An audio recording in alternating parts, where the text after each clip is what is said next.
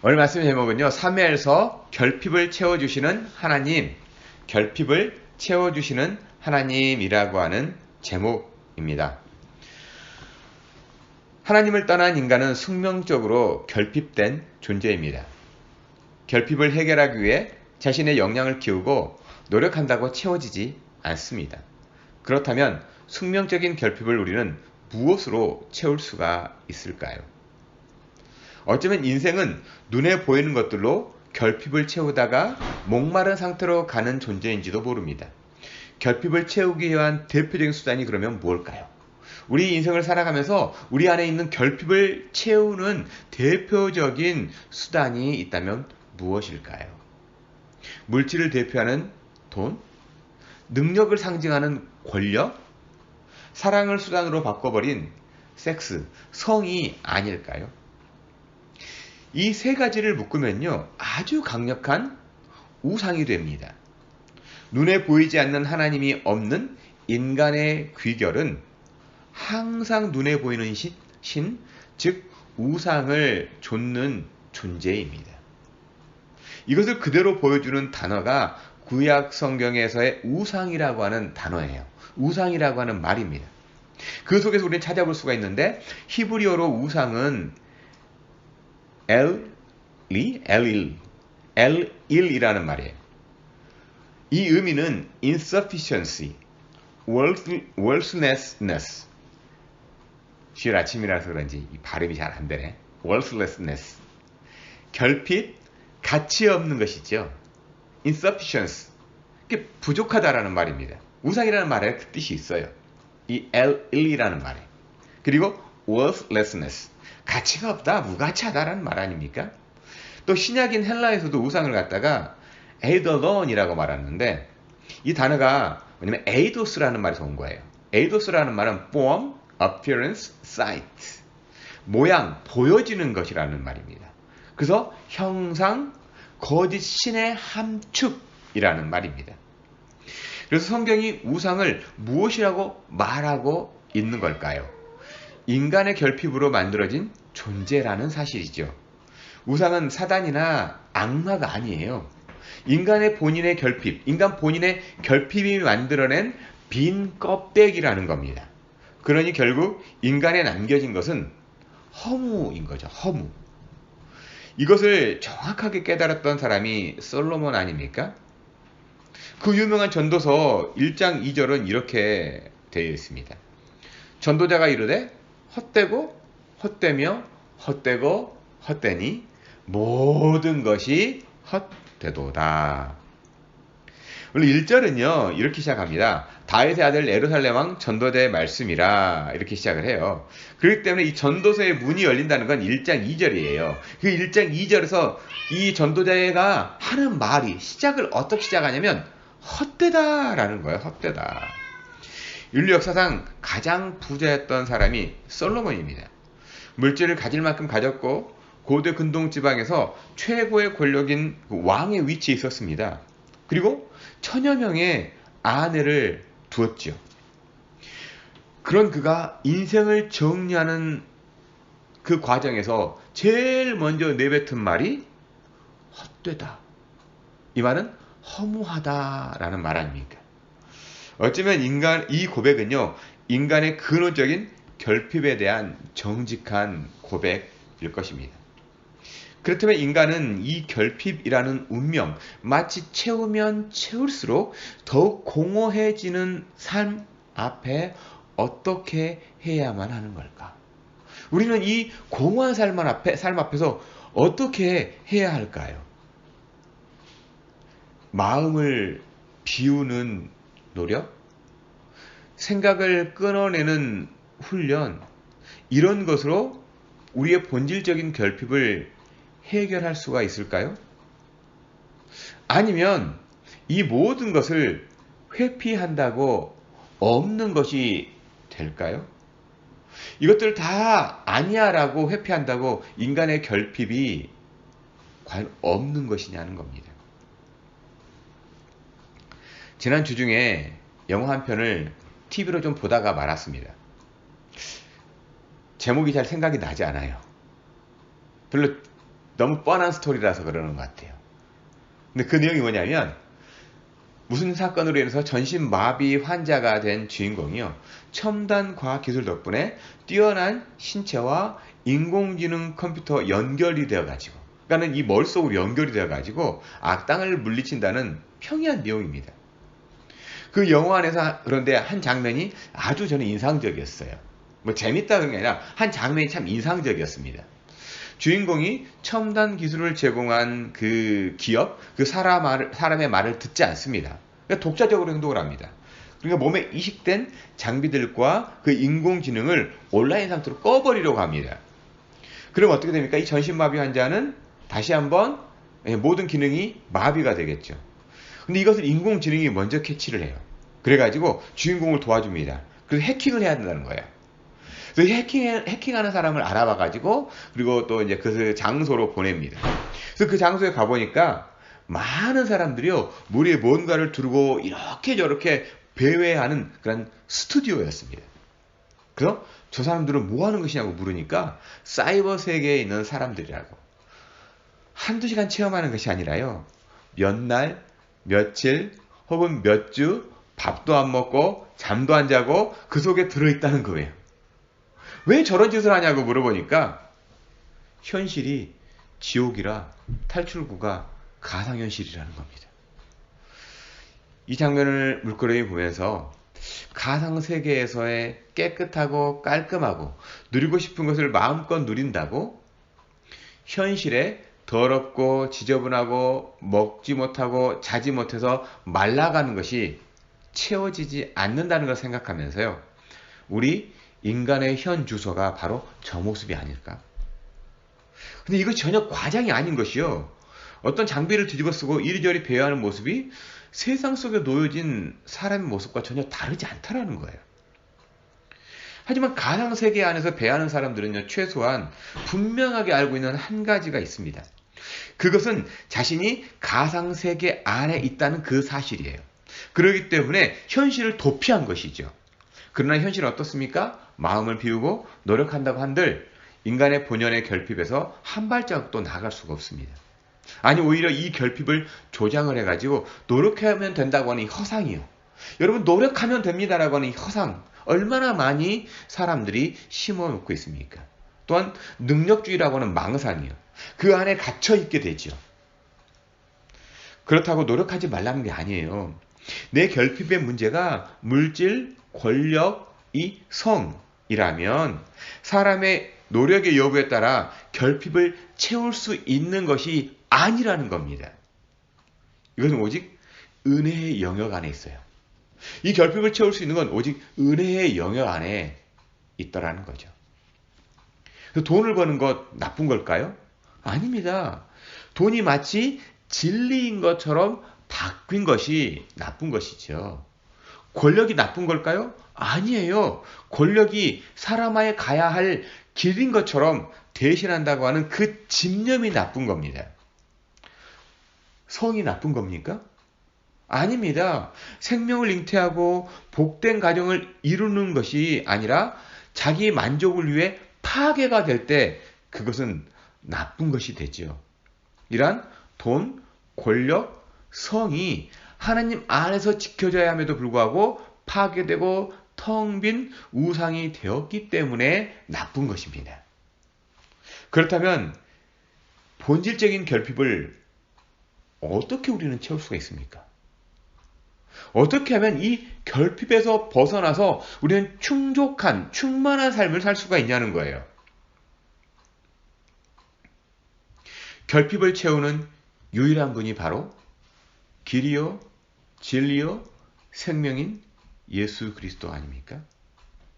예수가 내 안에 가득할 때 돈, 권력, 섹스는 오용과 남용에서 벗어나 선용으로 결핍의 문제가 깊은 안식과 안정을 누리는 에이렌에 하나님의 샬롬이 다스리게 됩니다. 하나님은요, 인간의 결핍에 대한 도피처나 노력의 대상이 아니에요. 오직 유일하게 결핍을 채워주시고 은혜로 안아주시는 분이라는 사실인 거죠. 오늘은 결핍의 문제가 하나님의 은혜로 가득 채움을 받은 한 여인의 기도를 살펴보면서 우리 인간의 본질과 하나님의 은혜를 묵상하고 하나님의 은혜의 장인 가정을 말씀 속에서 한번 살펴보기 원해요. 보통 오늘 말씀을 한나의 송가 혹은 구약의 송가라고 부릅니다. 우리가 성경을 읽을 때 어떤 시대적인 변화, 일명 이 패러다임 시프트에 등장하는 찬양이 있음을 발견할 수가 있습니다. 사무엘서는요, 이제 이스라엘이라고 하는 민족 공동체에서 이 국가로 바뀌는 시점에 등장한 한나라는 여인의 이야기, 그리고 한나라는 여인의 송가로 이제 이 패러다임이 시프트 되는 걸 볼 수가 있습니다. 또한 이 범죄한 나라에서 하나님의 나라의 통치가 알리는 것이 신약과 구약의 접점에 있는 세례 요한의 어머니 이 엘리사벳의 송가가 있죠. 그리고 이제 신약의 문이 열리는 하나님의 나라가 도래하게 되는 예수님의 어머니 마리아의 송가가 있습니다. 패러다임이 완벽히 쉬프트가 되는 거죠. 그런데 이 송가의 핵심 주제는 하나님의 절대 주권과 통치하심이에요. 그리고 부재라면, 저는 여기서 이 송가, 이 마리아의 찬가라든가 엘리사벳 찬가라든가 이 한나의 찬가를 종합적으로 돌아보니까 이 부재를 붙여본다면 결핍을 채워주시는 하나님이라고 저는 이렇게 부재를 정해봤습니다. 왜 한나는 하나님을 향해 찬송을 했을까? 지난번 살펴본 이 사무엘 1장에서 한나 인생에서 결핍은 남편의 사랑이 아니라 아이가 없다는 것이었잖아요. 그로 인해서 인생 밑바닥 깊은 곳까지 상처가 있었습니다. 이 결핍과 상처가 한나에게는 여호와 하나님을 바라보는 관점의 변화가 있었다고 말씀드렸죠. 이 결핍과 상처가 하나님을 다시 한번 생각하게 되는, 하나님을 바라보는 관점이 하나님의 마음에 합하게 되는 그러한 변화가 있었다고 말씀을 드렸습니다. 나의 필요를 채워주는 존재로서의 하나님이 아니라요, 하나님의 관점으로 자신을 바라보고 하나님께서 원하는 기도로 바뀌었을 때 그 결핍이 채워지는 은혜를 경험한 것이죠. 그러니 한나가 하나님을 찬양하는 것은 당연하지 않겠습니까? 하지만 더 중요하게 보아야 할 것은요, 한나의 찬양이 자신의 필요를 채워줌에 대한 찬양이 아니라 하나님은 어떤 분이시고 하나님의 역사에 대한 이 예언적인 찬양이라는 겁니다. 단순히 Thanks God 이 아니라요, 왜 하나님은 찬양 받으시기에 합당한가? 하나님은 이 일을 통해서 어떻게 일을 하기 원하시는가? 거기 더 나아가서 인류 구원에 대한 찬양이라는 겁니다. 우리 1절 말씀을 한번 같이 읽어볼까요? 1절 말씀 같이 읽겠습니다. 한나가 기도하여 이르되 내 마음이 여호와로 말미암아 즐거워하며 내 뿔이 여호와로 말미암아 높아졌으며 내 입이 내 원수들을 향하여 크게 열렸으니 이는 내가 주의 구원으로 말미암아 기뻐함이니이다. 사무엘을 낳기 전까지 한나는 자기 자신을 어떤 사람이라고 여겼습니까? 사무엘을 낳기 전까지요. 어떤 여인이라고, 자기 자신을 어떤 여인이라고 소개합니까? 사무엘 1장 15절에서 분명히 말씀하고 있죠. 한나가 대답하여 이르되 주여 그렇지 아니하니이다. 나는 마음이 슬픈 여자라. 나는 마음이 슬픈 여자라. 어느 누가 자신을 소개하면서요, 나는 마음이 슬픈 사람입니다 라고 합니까? 얼마나 무너질 대로 무너졌는지 알 수 있는 아주 중요한 대목 아닙니까? 마음이 슬픈 삶, 이게 한나의 삶이었다는 거예요. 이런 한나가 그토록 바라던 아들 사무엘을 얻었습니다. 3년 정도 키워서 엘리 제사장에게 맡기는 이 시점에 한나의 고백이 뭡니까? 내 마음이 여호와로 말미암아 즐거워하며 이는 내가 주의 구원으로 말미암아 기뻐함이니이다. 네. 어떤 면에서요, 사무엘은 한나에게 생명줄과 같은 귀한 자식이죠. 아직 어린아이를 멀리 띄워놓고 가야 하는 이 시점에 겉으로만 보면 참 매정하게 들리고 매몰차게 보입니다. 그런데 그녀가 경험한 놀라운 생명의 은혜요. 이 생명의 은혜는 막을 수가 없었다는 거예요. 얼마나 큰 은혜였으면 엄마가 자식을 떼어놓는 그 순간에 이처럼 어마어마한 고백을 할 수 있느냐 하는 거죠. 돌아오면 수많은 시간 동안 분인나라고 하는 남편의 여자로 인해서 말할 수 없는 고통의 나날이었지요. 그 고통의 나날이 하나님을 더욱더 알아가는 시간, 하나님만 바라볼 수밖에 없는 시간이라는 것을 우리는 그녀의 찬양 속에서 알 수가 있습니다. 그러니까 이 찬양은 사무엘을 얻었기 때문에 부르는 찬양, 막힌 한이 풀려서 드리는 찬송이 아닙니다. 만일 그랬다면 사무엘이 태어났을 때 잔치하고 밴드 부르고 하나님께서 감사하다고 이렇게 얘기했어야죠. 하지만 한나는 사무엘을 자신의 태에서 태어나게 하신 그 이유를 지난 3년간 깊이 묵상하고 하나님을 만나고 하나님의 어루만짐을 경험했기에 생때와 같은 사무엘을 떼어놓고 돌아서는 이 시점에 하나님을 이렇게 찬양한 겁니다. 우리는 한나를 통해서요, 하나님을 찬양한다는 것을 배울 수가 있습니다. 삶에 닥친 문제를 하나님께 기도했더니 마치 술술 풀리는 것처럼 좋아가지고 찬양하는 그런 수준의 찬양이 아닙니다. 어쩌면 지금까지 교회를 멍들게 했고요. 수많은 사람들에게 그리스도인이 어떠한 존재인지를 오해하게 만든 이 기도, 하나님의 응답이 이런 수준 아니었느냐는 거예요. 하나님께 기도하면 응답해줘. 하나님께 기도하면 응답해줘. 말은 맞지만 하나님께 기도하게 된 배경, 그리고 응답되었을 때 깊은 묵상과 함께 하나님께서 왜 이렇게 응답해 주셨는가 하는 그러한 삶의 지혜, 하나님께서 주시는 은혜, 거기까지 나아가지 못했다는 거죠. 만일 하나님께서 내가 바라는 것을 들어주시는 그러한 절대자다, 내가 바라는 것 탁탁 들어주시는 절대자라면요, 교회나 산이나 절에 가서 비나이다 공드리는 것과 뭐가 다릅니까? 하나님과의 고통스러운 만남이 없는데요. 기독교는요, 예수 믿고 복 받는 종교라는 말은 맞아요. 근데요, 예수 믿고 복 받는 데서 믿음과 복은 전혀 다른 이야기라는 것을 아셔야 합니다. 그것은 열광하고 환호하는 길이 아니에요. 십자가는 좁은 길입니다. 누구나 선망하는 자리와 권력이 아니라 철저히 짓밟히고 매맞는 자리를 통과해야 하는 복이기 때문에 그렇습니다. 예수 믿고 복 받는다, 이 말의 깊은 의미를 되새겨야 한다는 거죠. 그렇다고 모두 다 고통의 자리, 고난의 자리를 말씀드리는 게 아니에요. 하나님의 마음을 아는 것이 더욱 중요하다는 것을 말씀을 드리는 겁니다. 물론 그렇다고 하나님은 얄궂게 사람들을 힘들게 하고 어렵게 만들어갖고 하나님을 알게 하는 분이 아니에요. 결핍과 고통의 문제 가운데서도 하나님을 전심으로 찾고 만나기를 간구하는 모든 사람을 두 팔 벌려 안아주시는 분임을 잊지 말라는 겁니다.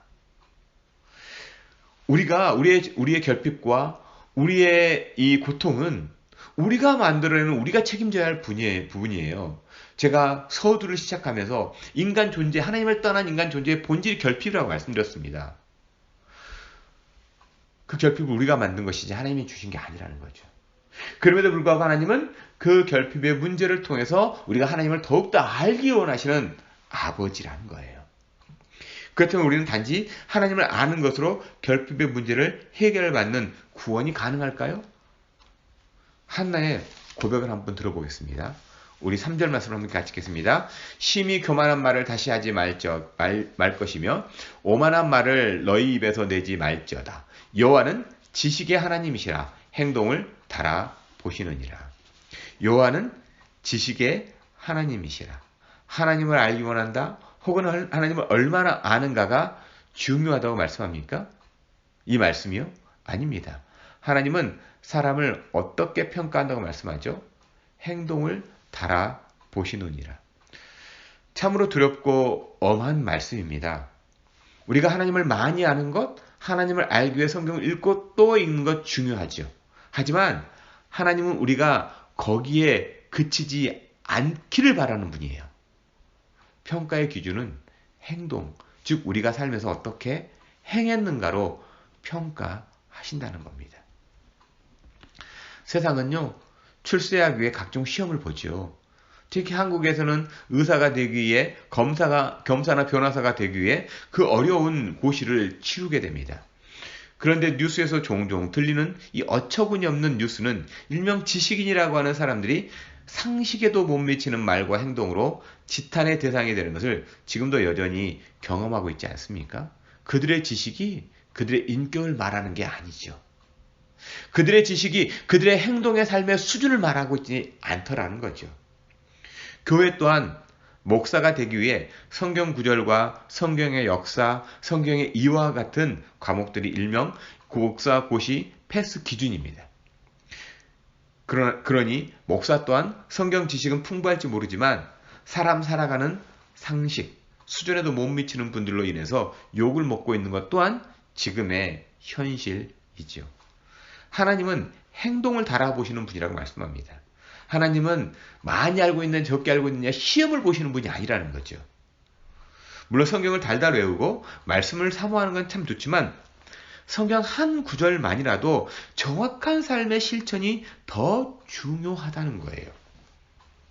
세상 공부가 짧아도요, 많은 학식이 없어도 하나님께서 내게 줄여주신 말씀 한 구절이요, 그 한마디를 삶으로 실천할 때 그 인생의 무게라고 하는 것은요, 그렇게 실천해가는 삶의 무게라고 하는 것은 하나님을 떠나 있는 모든 사람의 무게보다 더 무겁다는 것을 잊지 않기를 부탁드립니다.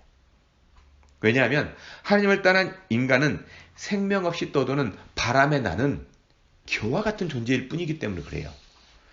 그러면 하나님께서 행동을 달아보신다고 말씀하는데 이 말씀 그대로 한 인생을 달아보시는 장면이요, 다니엘서 5장에 등장합니다. 바벨론에 벨사살이라고 하는 왕이 있었습니다. 그는 어느 날 1000여 명의 귀인들을 모아놓고 큰 잔치를 베풉니다. 한참 술을 마시다가 흥에 겨웠는지 갑자기 아버지 느부갓네살 왕이 예루살렘을 정복하면서 그 성전에서 가져온 금은 기병, 즉 하나님께 제사할 때 쓰는 그릇들을 가져오게 합니다. 그리고 그 그릇들을 가지고 모인 사람들과 함께 같이 먹고 마시면서 자신들의 우상을 막 찬양을 합니다. 이제는 한참 흥이 달아오를 무렵 한 손가락이 나타나서 왕궁초대 맞은편 벽에 글자를 쓰기 시작합니다. 벨사살 왕이 얼마나 놀랐는지 넓적 다리 마디가 녹는 듯 했고 무릎이 서로 부딪혔다라고 기록합니다. 그래서 왕은 왕의 술객들과 박사들에게 이 글자를 해석하라고 명령을 합니다. 근데 아무도 해석하지 못합니다. 그래서 다니엘을 불러들이죠. 다니엘이 들어와서 이 일은 당신의 아버지 느부갓네살 왕이 교만해서 하나님 심판을 받은 적이 있다. 그런데도 당신도 하나님께 영광을 돌리지 않고 오히려 하나님의 성전에서 가지고 온 이 거룩한 그릇으로 술 마시고 우상을 찬양하며 하나님을 모독했다. 그래서 하나님께서 이 글자를 벽에 기록하게 하셨다라고 전해줍니다. 그리고 그 글은 메네메네 데겔 우바르신, 세어보고 저울로 달아보니 부족하여 나눈다는 뜻입니다. 메네가 세다는 말이거든요. 왕의 시대를 계수해 보니까 끝났다는 거예요. 하나님은 벨사살 왕의 행동을 달아보시고 그가 부족했으므로 심판하죠. 그 심판하는 내용이 그날 밤에 정변이 일어나서 벨사살 왕이 죽임을 당하고 메대 사람 다리오가 왕이 됩니다. 하나님을 안다는 것은요, 사람의 생각으로 아는 이 관념적인 알미 아니라 실제 오감과 육감 모든 영역에서 실제로 경험하는 삶이라는 거예요. 하나님과 생생한 경험을 다른 말로 하면 그래서 의라는 겁니다. 의. 제가 발음이 잘 안 되는데 의라는 발음이. 의는 사람 사는 세상에서 법, 윤리, 도덕 모든 것을 합한 것보다 더 큰 의미로 하나님과의 관계, 하나님께서 달아보시는 삶의 무게입니다. 그러니 세상 사는 방향, 사람들이 말하는 성공하는 삶과 전혀 무관한 하나님 안에서의 삶이 펼쳐지는 거예요. 우리 4절과 5절 또 같이 읽어보도록 할까요? 용사의 활은 꺾이고 넘어진 자는 힘으로 띠를 띠도다. 풍족하던 자들은 양식을 위하여 품을 팔고 줄이던 자들은 다시 줄이지 아니하도다. 전에 임신하지 못하던 자는 7을 낳았고 많은 자녀를 둔 자는 쇠야 하도다. 이 찬양의 골자가요, 단순히 하나님을 믿으면 강하고 다산의 축복을 받는다는 의미가 아니죠. 하나님을 알고 경험하는 지경을 넓혀라. 결핍의 문제를 체험으로 바꿔주시는 유일한 분이 하나님이시라는 찬양인 겁니다. 하나님과의 깊은 관계가 회복되면요, 그러면 하나님은 어떤 분이신가를 넘어서 하나님께서 어떻게 역사하는가를 보여주십니다. 이것을 보통 우리는 예시, 예언이라고 합니다. 구약의 모든 예언은 이미 이루어진 예언이죠. 예수 그리스도를 통해서 완성된 예언입니다. 자, 10절 말씀이요. 여호와를 대적하는 자는 산산이 깨어질 것이라. 하늘에서 우레로 그들을 치시리로다. 여호와께서 땅끝까지 심판을 내리시고 자기 왕에게 힘을 주시며 자기의 기름 부은 받은 자의 뿔을 높이시리로다 하니라.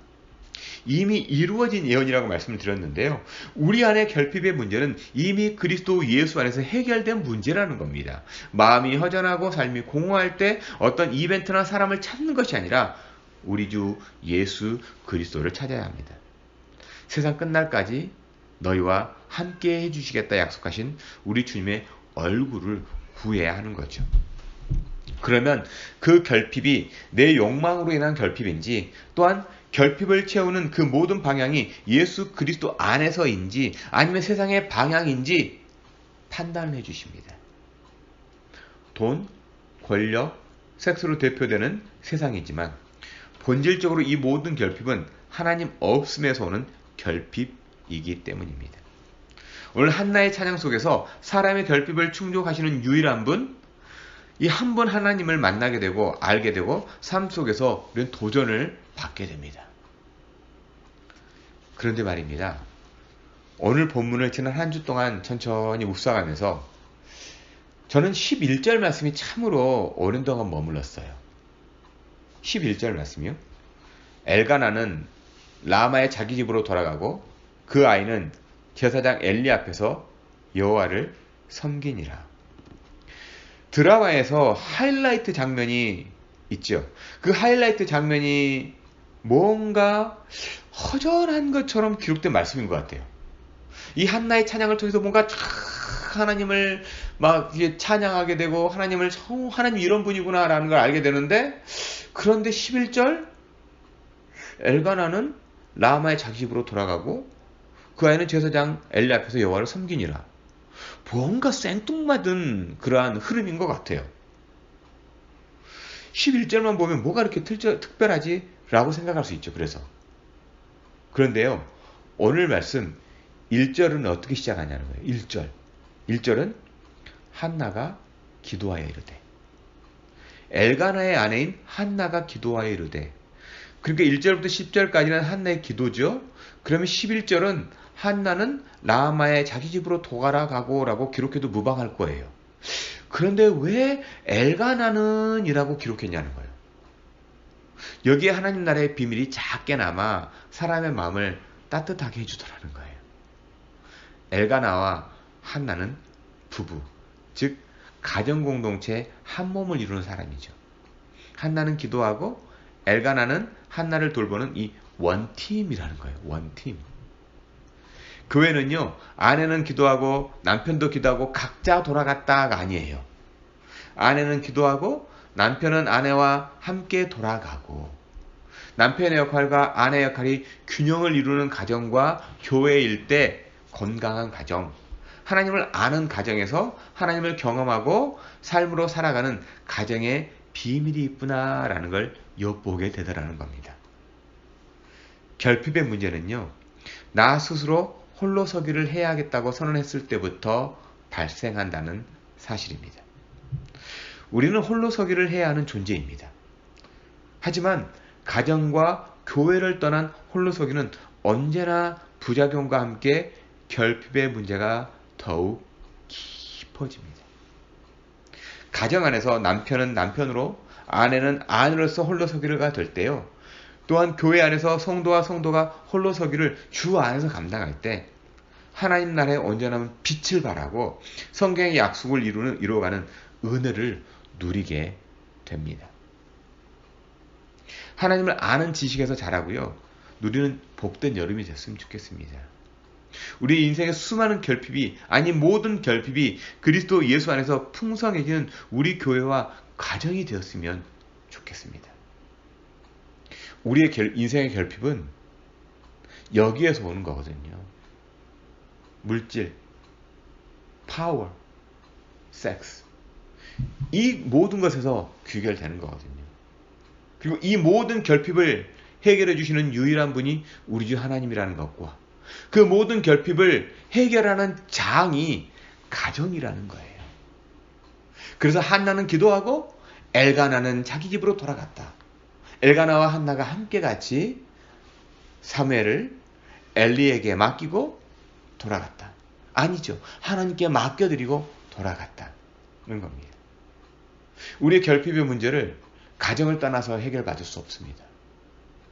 우리 결핍의 문제를 하나님 안에서 충족받는 것 외에는 없더라는 거예요. 그래서 결핍을 채워주시는 하나님인 거죠.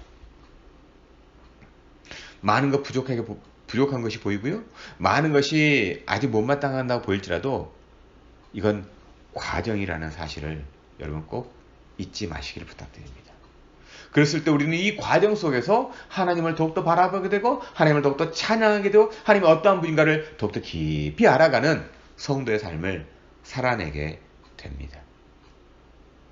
여러분, 그래서 우리의 결핍의 문제를 해결하시는 하나님을 경험하고 만나고 삶으로 살아내는 저 여러분들 한 주간을 그렇게 살아가기를 주님의 이름으로 간절히 축원드립니다.